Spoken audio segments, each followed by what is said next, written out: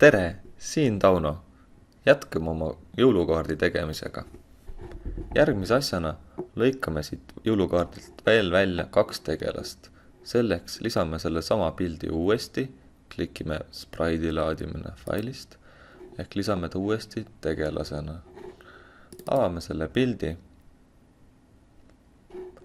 ja seekord siis lõikan välja selle naisterahva. Vajutan miinus ja võtan selle sama kustu kummi ning kui läheb sassi, saate aga tagasi võtta. Lõikan välja enam-vähem selle kontuuri, mis tal on.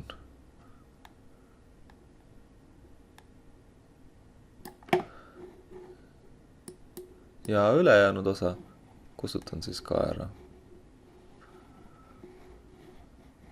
Nüüd teeme nii, et kui klikime skriptid, veendume, et ta on ilusti paigas siin. Ja teeme nii, et kui vanaemale klikkida, siis ta teeb heli. Esiteks, kuidas siis vanaemale klikkida? Selleks on sündmuste all selline tükk, kui spraiti klõpsati. Ja mis siis teeb? Helide tegemiseks on siin üleval sakk, helindid. Praegu on siin üks sakk, mjau. Aga paneme siia juurde veel teise heli. Selleks me peame klikkima vali helind teegist. Valime siit ühe heli. Näiteks valime kiljatuse. Võtame selle kiljatuse ja okei.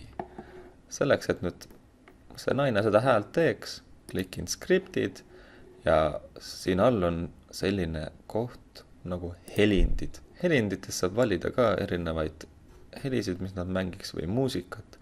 Meie võtame selle sama heli ja mäletame, et see ei ole siis mjau, vaid scream female. Proovime järgi, klikime tädi peale ja töötab. Muudame samamoodi ära ka esimesel päkapikul, et mitte kui ei klõpsata lippu, vaid et kui klõpsatakse tema peale. Liigutame siis selle nii. Ja teeme ka 3. päkapiku. Valin selle sama päkapiku. Panen selle pildi siia keskele. Kostüümid taaskord väiksemaks. Ja lõikan välja siis ka selle 3. päkapiku. Kontuurid enam-vähem nii, et saaks õigesse kohta klikkida.